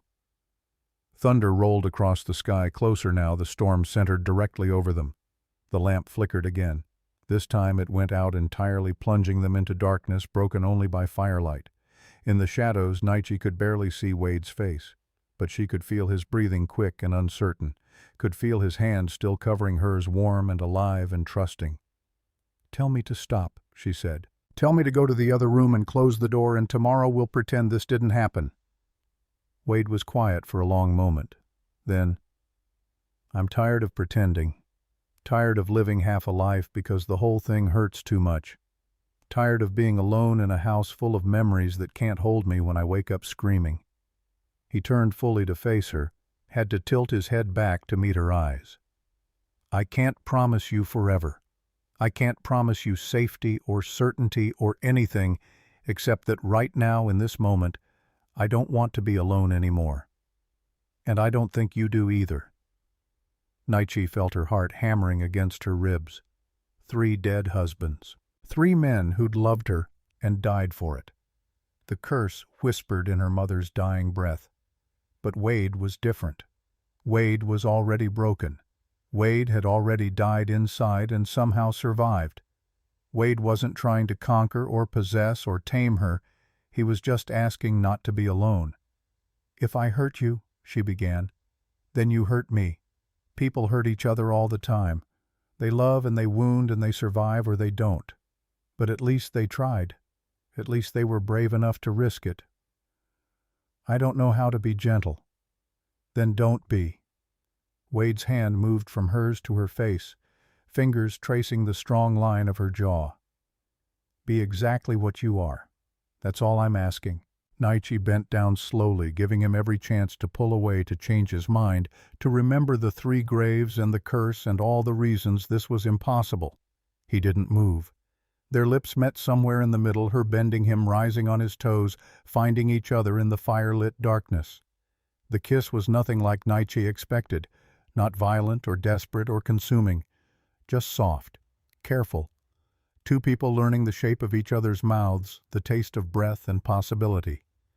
Wade's hands moved to her waist, steadying himself. Naichi's massive arms wrapped around him, and for the first time in her life she didn't try to measure her strength or hold back or protect someone from herself. She just held him, and he didn't break. When they finally pulled apart, both breathing hard, Wade rested his forehead against her chest. "I'm still alive," he said, wonder in his voice. "You are. My heart's beating, fast but beating. I can feel it." Wade looked up at her, and his empty gray eyes were no longer empty. They were full of fear and hope and desperate, terrified joy. "Maybe your mother's curse was never about strength," he said quietly. "Maybe it was about fear. The men who died, they were afraid of what you were. They went to your bed trying to prove something, trying to master something wild. Their hearts gave out because they were fighting a battle they couldn't win. And you're not fighting. I surrendered the moment I saw you. I told you that. I'm not trying to conquer you, Naichi. I'm just trying to survive you. And there's a difference." Naichi pulled him closer, feeling the solidity of his body against hers, the warmth, the absolute fragile humanity of him. "You realize this changes everything." "I know. Tomorrow Clayton comes, with his warrant and his men and his threats. And we'll have to face that. I know. We might lose. We might lose everything." Wade's arms tightened around her waist. "Then we'll lose together. But tonight, just for tonight, let's stop being afraid of what might happen and just be alive." The storm raged outside. The ghosts lingered in the corners. Tomorrow held threats they couldn't control and battles they might not win. But tonight, in a small house on a struggling ranch, two people who'd been dead inside for too long decided to risk being alive. Naiche picked Wade up, cradling him against her chest like he weighed nothing. He didn't protest, just wrapped his arms around her neck and let himself be carried. She brought him to his bedroom, the room where his nightmares lived, where he'd slept alone for 10 years, surrounded by memories of a dead wife and a murdered child. "Are you sure?" she asked one final time. Wade's answer was to pull her down to him to kiss her, with a desperation that spoke of years wasted and time running out, and the terrible courage it took to hope again. Outside, lightning split the sky. Thunder shook the foundations. Rain hammered the roof like 1,000 desperate hands seeking entrance. But inside, two broken people found each other in the darkness and discovered that broken pieces could fit together in ways that made them stronger than they'd ever been whole. And when morning came pink and gold through rain-washed windows, Captain Elijah Wade was still breathing, still alive, still holding the woman who was supposed to kill him. The curse, it seemed, had finally met something stronger than fear. It had met trust. Dawn arrived reluctant and pale, the storm having wrung every drop of moisture from the sky before moving east toward the mountains. Naiche woke first, her body trained by years of labor to rise before the sun fully broke the horizon. She lay still for a moment, aware of three things simultaneously. First, Wade's arm draped across her waist, his hand resting on her ribs, trusting even in sleep. Second, the steady rise and fall of his breathing against her back, warm and alive and impossibly fragile. Third, the absolute terror that came with realizing what she'd done. She'd touched him, held him, loved him through the night with a force that should have broken bones and stopped hearts, and he was still breathing. Naiche shifted carefully, turning to face him without waking him. In sleep, Wade looked younger. The lines of grief and guilt smoothed away, leaving just a man exhausted from feeling something besides emptiness for the first time in a decade. His hand tightened reflexively on her waist as she moved, drawing her closer. She let him, marveling at how small he was against her, how perfectly he fit into the curve of her body, despite their difference in size. Daniel Proud Eagle had been small too. Gentle, dead within hours. The thought sent ice through her veins. She pulled away slowly, carefully extracting herself from Wade's embrace. He murmured something in his sleep, but didn't wake. She dressed quickly, pulling on her work clothes, braiding her hair with shaking hands. In the main room, evidence of the storm lay everywhere. Water had seeped under the door, staining the wooden floor. Wind had torn shutters loose. Through the window she could see the barn's roof sagging even worse than before, whole sections missing entirely. But the house had held. They were safe. For now. Naichi built up the fire, put coffee on to boil, tried to find normalcy and routine. Her hands moved through familiar motions while her mind spun in circles. Wade was alive. She'd spent the night with him, and he was alive. Unless the curse worked slowly, unless his heart was damaged, weakening even now, preparing to give out like the others had done. She pressed her palm flat against the table, feeling the solid wood beneath. Real. Present. Not a dream or a nightmare, but actual reality.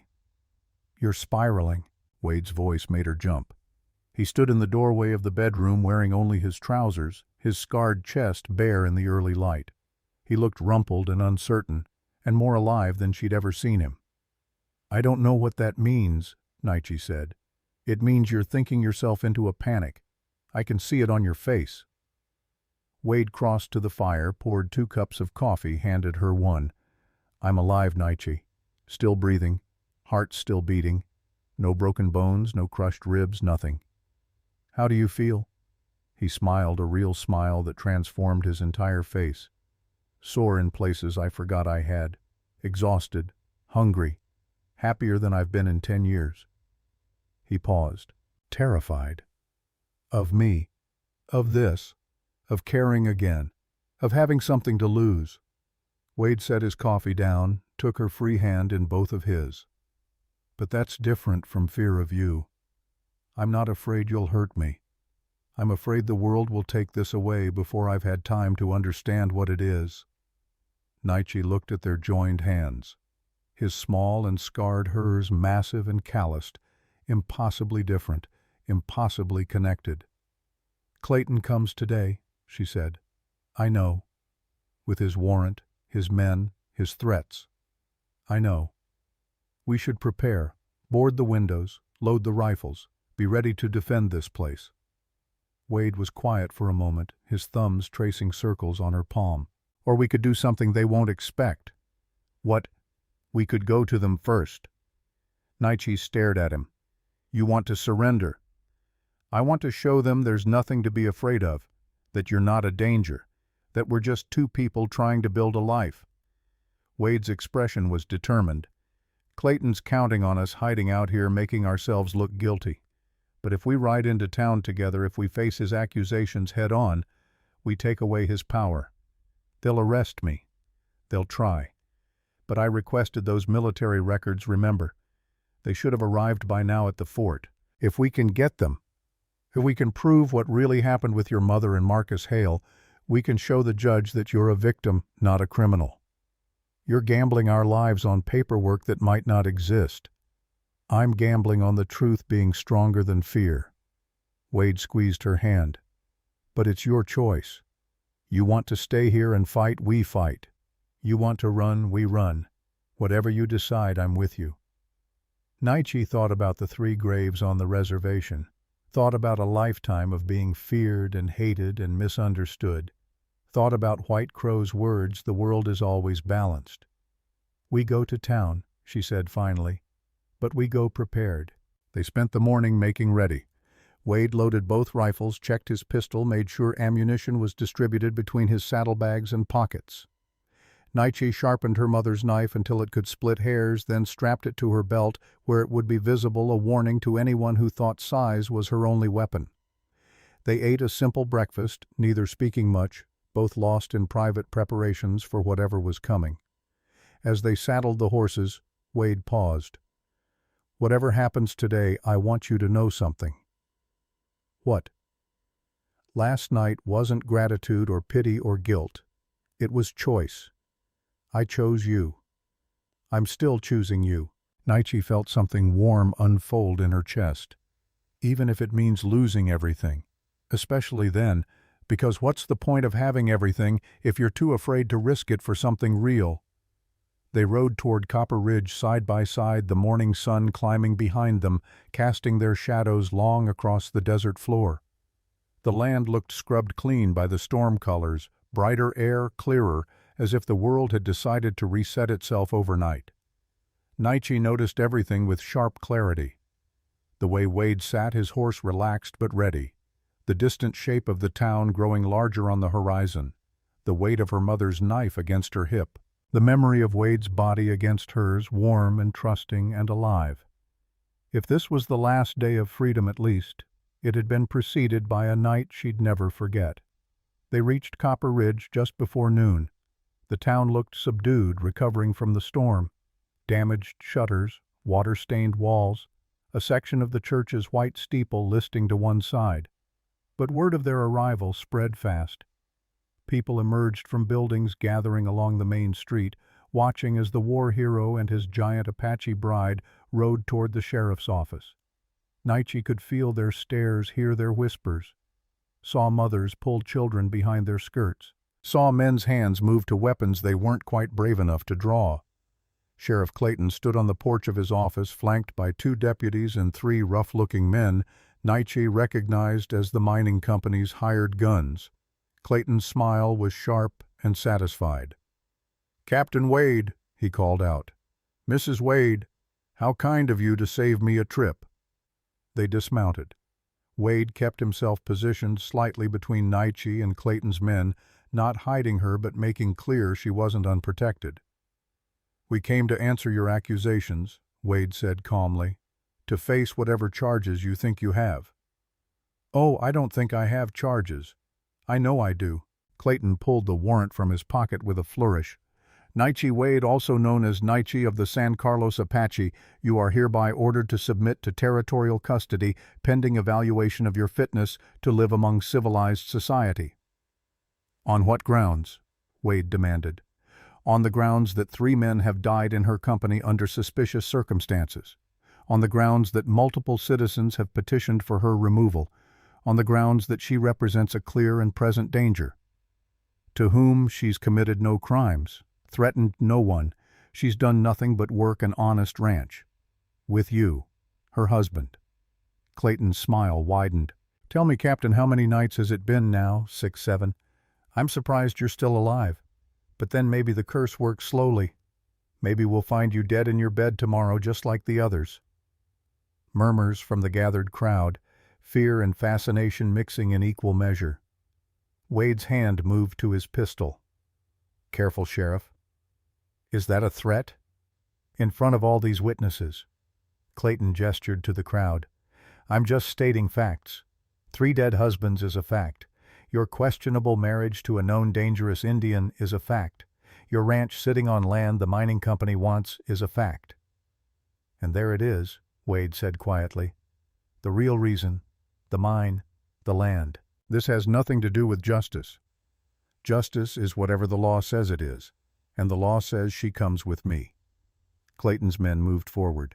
Naichi's hand went to her knife. "Wait!" The voice came from the edge of the crowd. An old man pushed through, weathered and bent, but moving with purpose.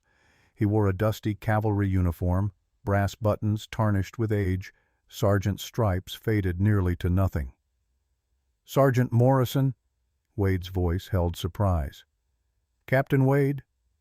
The old sergeant nodded respectfully. "Been a long time." 10 years. I thought you were in Texas." "Was. Heard you were in trouble. Figured I owed you."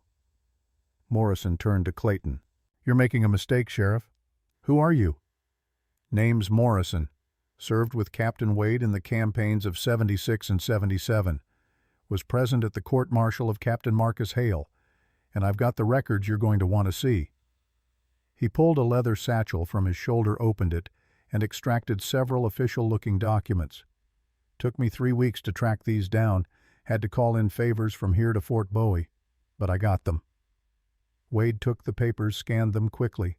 His expression shifted from surprise to something harder, colder. "What is it?" Naichi asked. Wade looked up at her, and in his eyes she saw rage barely contained. "Marcus Hale. Your father. He's not dead." The world seemed to tilt. "What? He's alive, living in Tucson under an assumed name, working as a—" Wade's voice dripped with disgust. "A mining company consultant, advising on land acquisitions in Apache territories." Clayton's confident smile faltered. "That's irrelevant to this case. Is it? Wade held up another document. Because according to this deposition given last month to a territorial marshal, Marcus Hale admitted to multiple war crimes, including the unlawful detention and assault of an Apache woman named Killer Mountain in 1861. He admits she became pregnant. He admits abandoning her. And he admits that any offspring from that union would be his legal responsibility under territorial law. Wade's eyes locked on Clayton. Which means Naichi isn't just some random reservation Indian. She's the legitimate daughter of a former United States cavalry officer, which means she has rights, legal standing, protection under laws that apply to white citizens. The crowd erupted in confused murmurs. Clayton's face went red. That doesn't change the fact that 3 men are dead. 3 Apache men, Sergeant Morrison interjected, who died on reservation land outside territorial jurisdiction. The reservation has its own laws, its own courts. You have no authority over deaths that occurred there. She's off the reservation now. Because she married a white man legally recognized by territorial law, which makes her a citizen by marriage, which means you can't arrest her without actual evidence of a crime committed under territorial jurisdiction. Morrison's old eyes were sharp. And last I checked, being strong and Apache isn't a crime. Yet. Clayton looked between Wade Morrison and the documents. His hired guns shifted uncertainly. The crowd was now murmuring in confusion the clear narrative of dangerous Indian woman disrupted by legal complexities. "This isn't over," Clayton said finally. "Yes," Wade said quietly. "It is. You came after my wife to get my land. But you forgot something, Sheriff. I'm not some frightened homesteader you can bully. I'm a trained soldier who knows how to fight, and I'm done running from men like you." He stepped forward close enough that only Clayton could hear his next words, though Naichi caught them. "You come near my ranch again, you threaten my wife again, and I'll kill you. Not arrest you, not report you, kill you. And unlike you, I know how to make it look legal." Clayton's hand moved toward his pistol. Wade's moved faster, resting on his own. For a long moment they stood frozen, 2 men on the edge of violence. Then Clayton stepped back. "You're making powerful enemies, Captain." "I've had powerful enemies before. I'm still here." "They're not." Clayton turned to his men. "Let's go. We'll revisit this matter through proper legal channels." He stalked away. His hired guns following, leaving Wade and Naichi standing in the street surrounded by a confused and slightly disappointed crowd. Sergeant Morrison clapped Wade on the shoulder. "You always did know how to make an entrance, Captain." "How did you find me?" "Heard through old Army channels that you were in trouble. Figured after you saved my life at Canyon Diablo, least I could do was return the favor." Morrison looked at Naichi with open curiosity. "So you're Killer Mountain's daughter. Heard stories about your mother. She was a legend. Killed more cavalry in 1 year than most Apache warriors managed in a lifetime." "You don't sound angry about that," Naichi observed. "I'm old enough to know that wars make everyone into monsters. Your mother was defending her home. We were following orders. Nobody won. Everyone lost." He handed the documents to Wade. "These are copies. Originals are filed with the territorial marshal in Phoenix. If Clayton tries anything else, you've got legal grounds to fight back." "Thank you," Wade said quietly. Morrison nodded. "You're a good man, Captain. Better than most. You deserve some peace." He tipped his hat to Naichi. "Ma'am, take care of him. He's too stubborn to take care of himself." The old sergeant walked away, disappearing into the crowd. Wade turned to Morrison. "Will this hold the legal documents?" "Long enough. And I've already sent copies to the territorial marshal with details about Clayton's arrangement with the mining company, bribery, extortion, abuse of power." Morrison's old eyes glinted. "He won't be sheriff much longer. Might not be a free man much longer either." Wade and Naichi stood alone in the middle of the street, the documents still in Wade's hands, the town watching them with new uncertainty. "We should go," Naichi said. "Not yet." Wade turned to face the crowd, raised his voice so everyone could hear. "My name is Elijah Wade. This is my wife, Naichi. We own a ranch outside town. We work hard, we pay our debts, we don't bother anyone, and we expect the same courtesy in return." He paused, letting the words sink in. "If anyone has a problem with that, you know where to find us. Otherwise, leave us alone." He took Nietzsche's hand, large and calloused in his smaller one, and led her back to their horses. They rode out of Copper Ridge in silence, but this silence was different. Not tense or fearful or uncertain. Victorious. They were halfway back to the ranch when Nietzsche finally spoke. "My father is alive." The words felt strange in her mouth. Father. She'd never had a father, only a ghost, a story, a man with sunset hair and winter eyes who'd done terrible things and then vanished into legend. But Marcus Hale wasn't a legend. He was real, breathing, walking the earth just 100 miles south in Tucson, working for the same mining companies that wanted Wade's land, the same companies that had sent Clayton after them. The connection was too clear to be coincidence. Wade rode beside her, his jaw tight, his eyes fixed on the horizon. "I know what you're thinking." "Do you?" "You're thinking about going to Tucson, finding him, confronting him." Nietzsche said nothing, which was answer enough. "It's a bad idea," Wade continued. "Marcus is dangerous, always was. And if he's advising mining companies on how to acquire Apache land, that means he's learned nothing, regrets nothing. You think you'll get answers or closure or an apology, but men like him don't apologize. They justify. He's my father. He's a rapist and a murderer who abandoned you before you were born. And my mother killed 12 soldiers. Does that make her evil too?" Wade flinched. "That's different." "Is it? She killed? He killed? Everyone killed everyone. Where does the blame start and stop?" Nietzsche's voice rose despite herself. "You said we're all connected, that every choice affects someone else. Well, my father's choices made me. His blood runs through my veins. Maybe that's why I kill everyone who loves me. Maybe the curse isn't Apache magic. Maybe it's just bad blood." Wade pulled his horse to a stop. Nietzsche stopped as well, turning to face him. "You don't believe that," Wade said. "How do you know what I believe?" "Because I've watched you for 3 months. I've seen how careful you are with everything, how you measure your strength, how you think through every action, how you carry guilt that isn't yours." His voice softened. "You're nothing like Marcus. Nothing. You don't know that. You don't know what I'm capable of." "Yes, I do. Because I've seen you angry, and I've seen you gentle, and I've seen you in between. And not once, not for a single moment, have you used your strength to hurt someone weaker than you." Wade dismounted, walked to stand beside her horse, looking up at her. "Marcus used his power to take what he wanted. You use yours to build, to help, to protect. That's the difference." Nietzsche looked down at him, this small, scarred man who saw her more clearly than anyone ever had. "I still need to see him. Need to know why. Why my mother. Why he left. Why he spent 25 years running instead of facing what he did." Wade sighed. "Then we go together. But not today. First we secure the ranch. Make sure Clayton can't try anything while we're gone. Then we plan this properly. You'd come with me? Did you think I'd let you go alone?" Something warm settled in Nietzsche's chest. Not love, not yet. Something simpler and more foundational. Partnership. The knowledge that she wasn't facing this alone.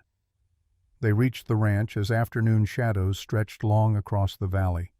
The barn's roof was worse than Nietzsche remembered. Whole sections collapsed inward. But the walls stood firm, and the horses were unharmed in their corral. They worked until sunset, Wade repairing what could be salvaged, while Nietzsche cleared debris and reinforced supports. The physical labor was familiar, comforting. Nietzsche found herself falling into the rhythm they'd developed over 3 months each, knowing instinctively where the other would be, what they'd need next, how to move around each other efficiently. As darkness fell, they stood surveying their work. The barn wouldn't win any prizes, but it would hold through another storm. "I'll cook tonight," Wade said. "You must be exhausted." Nietzsche realized she was, bone-tired in a way that had nothing to do with physical labor. The confrontation in town, The revelation about Marcus, the weight of decisions yet to be made. All of it pressed down like a physical burden. Inside the house, Wade moved around the kitchen with practiced efficiency, while Nietzsche sat at the table watching. He'd done this alone for 10 years. Cooked for himself, eaten by himself, existed in this space like a ghost haunting his own life.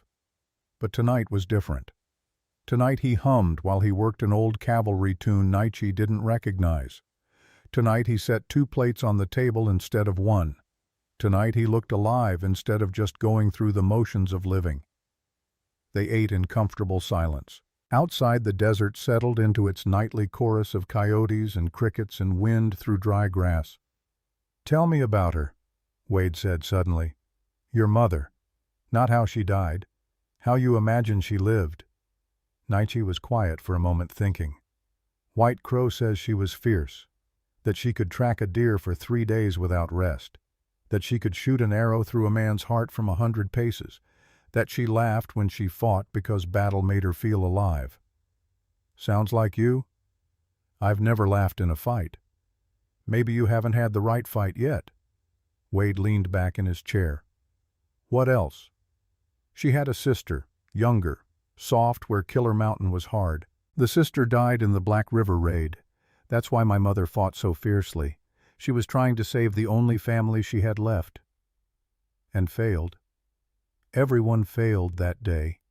Your people, mine. The whole damn territory failed. Nietzsche's hands clenched on the table. White Crow says my mother cursed me with her dying breath because she wanted me to survive. Wanted me to be so strong that nothing could break me.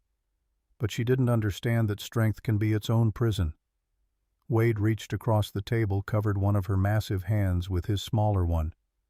Or maybe she understood perfectly.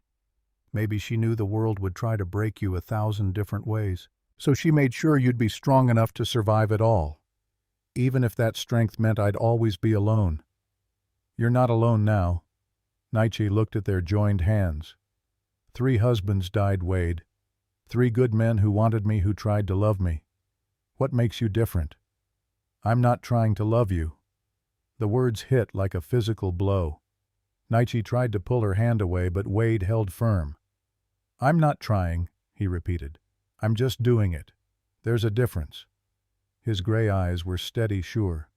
Those men, they approached you like a challenge, something to overcome. They wanted to prove they were strong enough, brave enough, man enough to handle you. Their hearts gave out because they were fighting against their own fear. He stood, came around the table to kneel beside her chair so they were almost at eye level. I'm not fighting anything. I'm not trying to prove anything. I'm just... He paused, searching for words.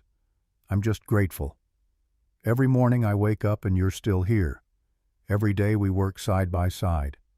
Every night I get to fall asleep knowing I'm not alone. That's not trying. That's just being. Nietzsche felt tears building behind her eyes. She'd cried so rarely in her life that she'd almost forgotten how. What if I kill you anyway? What if one night I forget to be careful? Then I'll die happy, which is more than I've had in 10 years. That's not funny. I'm not joking. Wade's hand moved to her face, thumb brushing her cheek. Nietzsche, I spent a decade as a ghost, walking, breathing, but not living. You woke me up.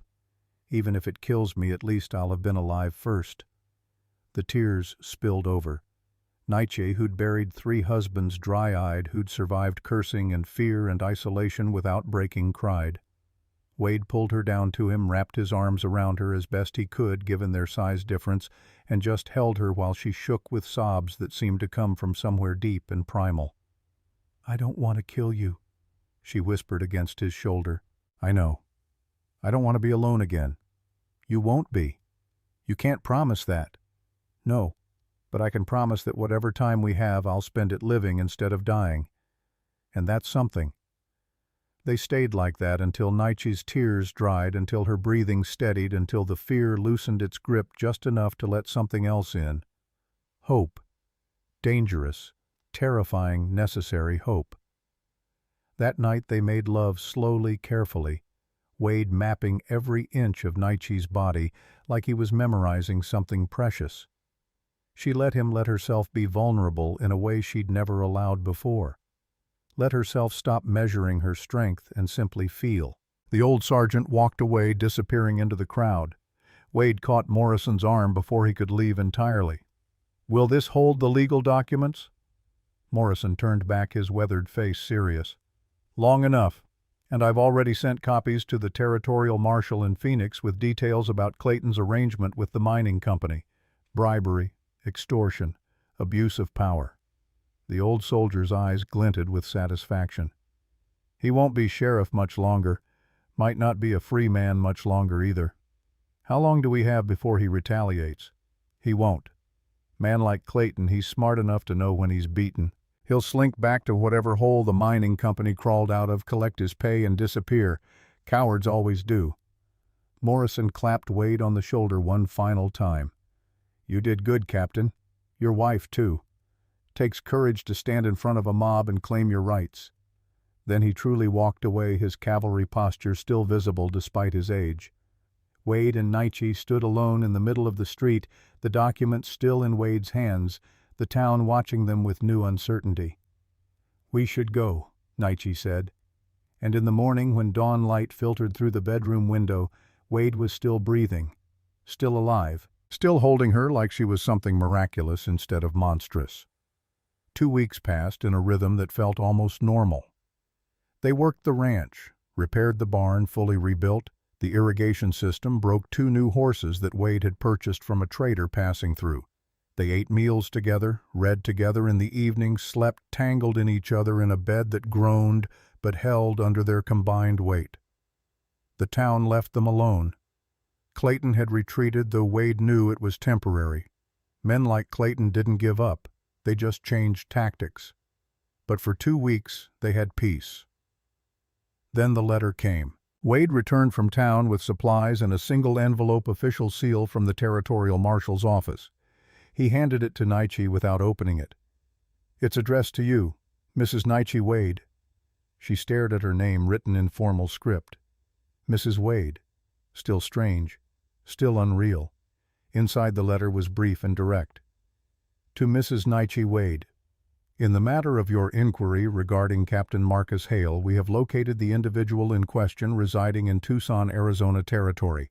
Mr. Hale has agreed to meet with you at his residence on October 15, 1887 at 2 o'clock in the afternoon.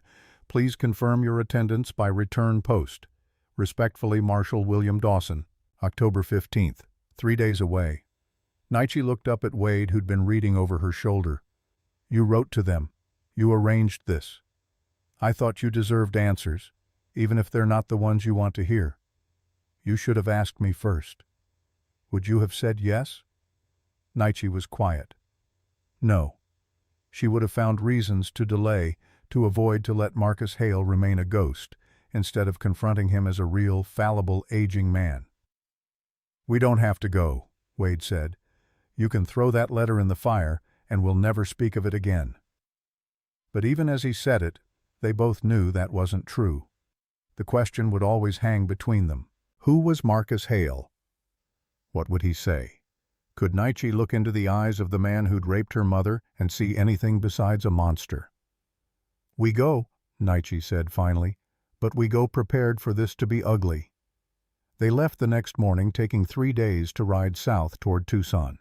The landscape changed gradually, desert giving way to scrubland saguaro cacti replaced by mesquite and palo verde trees.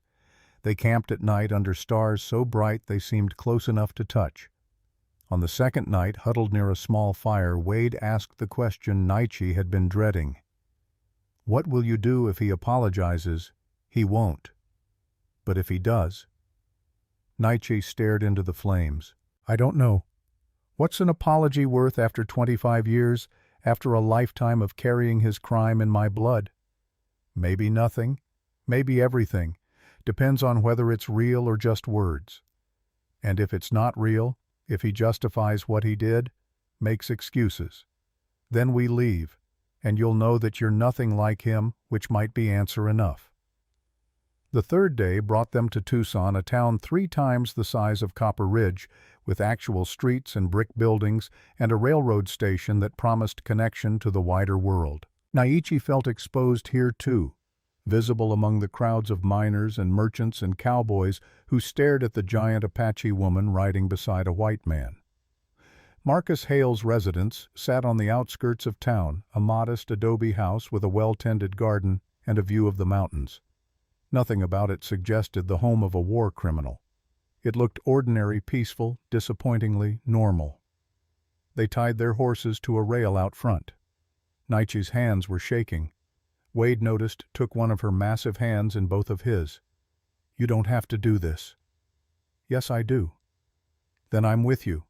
Whatever happens in there, I'm with you." They walked to the door together. Wade knocked. Footsteps inside. The door opened.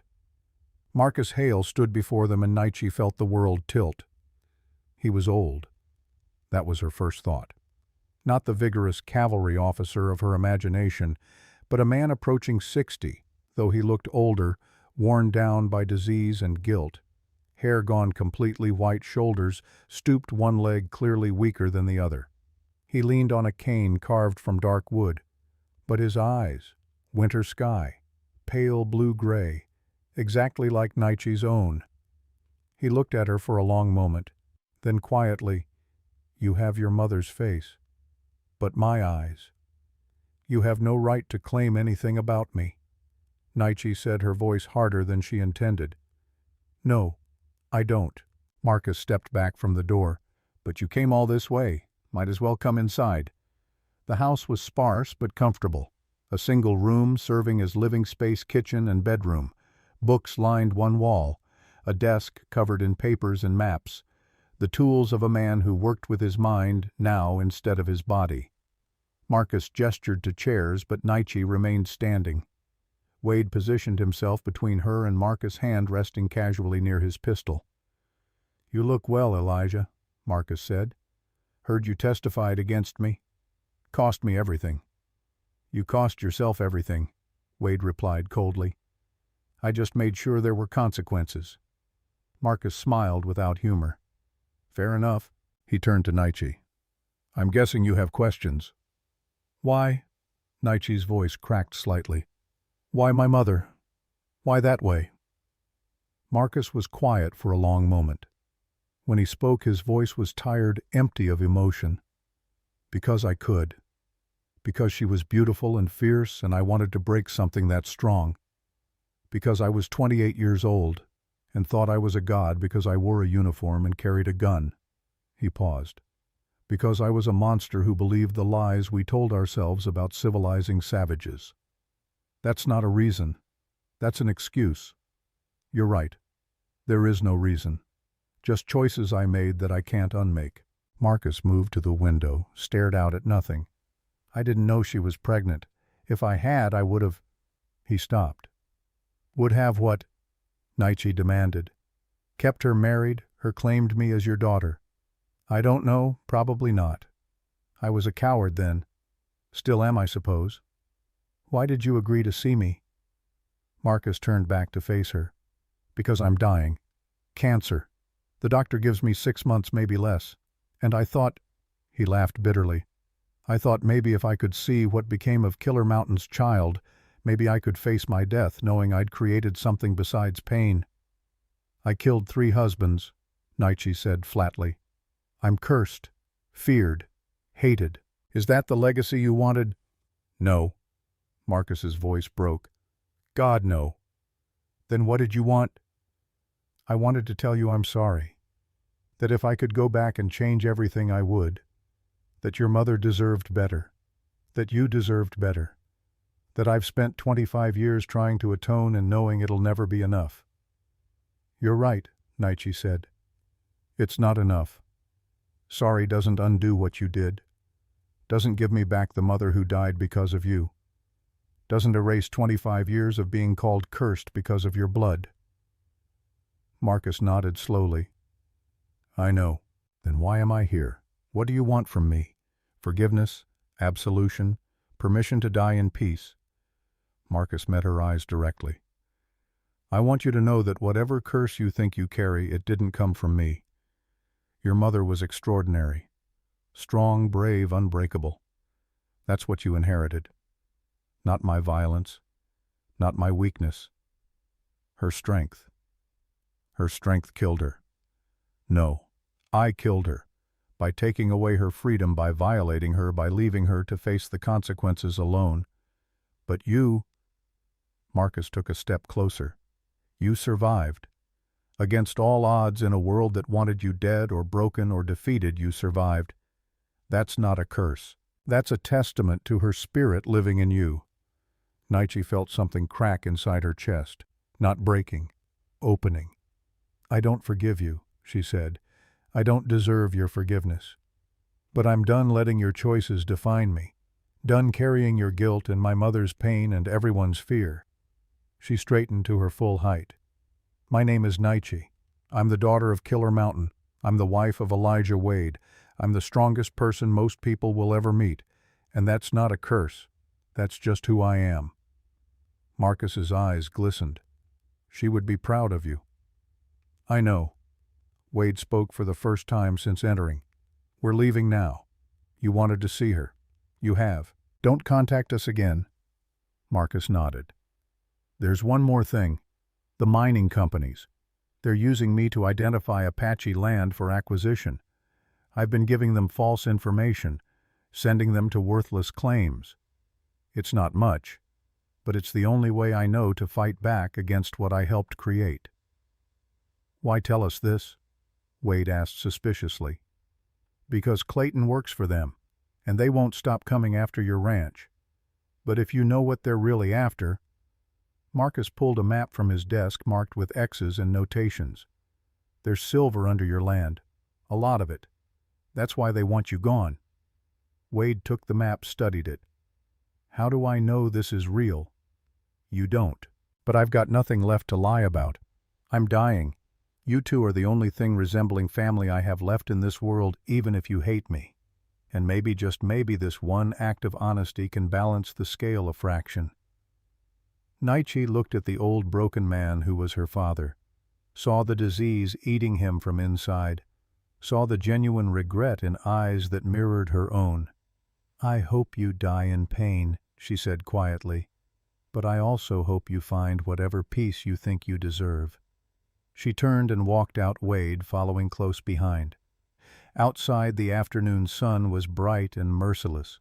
Nietzsche stood blinking in the light, feeling lighter somehow. Like she'd set down a burden she'd been carrying so long she'd forgotten it was there. Are you okay? Wade asked. No, but I will be. They mounted their horses and rode out of Tucson without looking back. Behind them, Marcus Hale stood in his doorway watching the daughter he'd never known ride away with the man who'd destroyed his career and become more of a father to her in 3 months than he'd ever been. That night, camped under the stars, Nietzsche told Wade everything Marcus had said, showed him the map with its promises of silver beneath their struggling ranch. It changes things, Wade said. If there's really silver there, we could sell mining rights, make enough to secure the ranch forever. Or we could tell Clayton and his mining company to go to hell, Nietzsche said. Keep working the land ourselves, build something that isn't about profit or extraction or taking. Wade smiled. I like that plan better. It'll be harder. Everything worth doing is. They lay together under a blanket of stars, two people who'd survived war and grief and curses, both real and imagined. Tomorrow they'd ride back to their ranch and face whatever challenges came, but tonight they had each other and the truth and the beginning of something that might eventually look like peace. Wade, Nietzsche said quietly. Yeah. I think I love you. Silence. Then Wade's hand found hers in the darkness. I know I love you. I've been trying not to, but I do. Is that going to kill you? Wade laughed. Probably, but I can't think of a better way to die. Nietzsche pulled him closer, marveling at how perfectly they fit despite all their differences. Then I guess we'll just have to keep you alive. Deal. And under the indifferent stars, two people who'd been dead in everything but name decided to live instead. Really, truly live. 6 months later, Spring came to the Arizona Territory with unexpected gentleness. Naichi stood on the porch of the ranch house, one hand resting on her swollen belly. 5 months pregnant. The doctor in Tucson, a different doctor, one who didn't look at her with fear, said the baby was healthy. Strong. Big, yes, but healthy. Wade emerged from the barn, leading a horse he'd just broken. 53 years old now, but moving with more energy than he'd had in a decade. He caught sight of her and smiled, that real smile that still surprised her every time. "You're supposed to be resting," he called out. "I'm standing. That's resting." "That's not what the doctor said." Naichi touched her belly. The baby kicked strong enough that she could see the movement through her dress. "Your child doesn't believe in resting either." Wade climbed the porch steps, placed his hand over hers. Together they felt the life moving inside her. A miracle neither of them had expected. Proof that curses could be broken, that love could survive, that two broken people really could build something whole. "Letter came from the territorial marshal," Wade said. "Clayton's going to prison. 5 years for corruption and attempted extortion. The mining company's pulling out of the territory entirely." "And Marcus?" Wade's expression softened. "He died 3 weeks ago. Peacefully, they said. Left everything to you. Not much, but enough." Naichi nodded. She'd never forgiven Marcus Hale. But she'd released him. Released herself from the weight of his crimes. That was enough. In the distance she could see their land stretching toward the mountains. 80 acres of possibility. No silver mines, no exploitation, just earth and sky and the promise of tomorrow. "What will we name her?" Wade asked, because they both knew somehow that the baby was a girl. Naichi looked at the man she loved, the man who'd survived her strength, her fear, her curse, the man who'd taught her that being loved wasn't about being gentle, it was about being seen.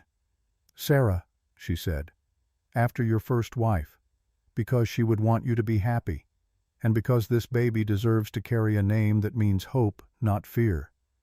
Wade's eyes glistened. Sarah Killer Mountain Wade. "Is that too many names?" "It's perfect." He pulled her close, careful now, always careful, but no longer afraid. "Everything's perfect." And for the first time in her life, Naichi believed him. The curse was broken, not by magic, not by miracles, just by two people who'd been brave enough to love, despite the fear, to trust, despite the ghosts, to build, despite the broken pieces. Sarah kicked again, stronger this time, impatient to enter a world that didn't know yet how to hold her. But she would teach them, just like her mother had, just like her father would help her. Together, always together.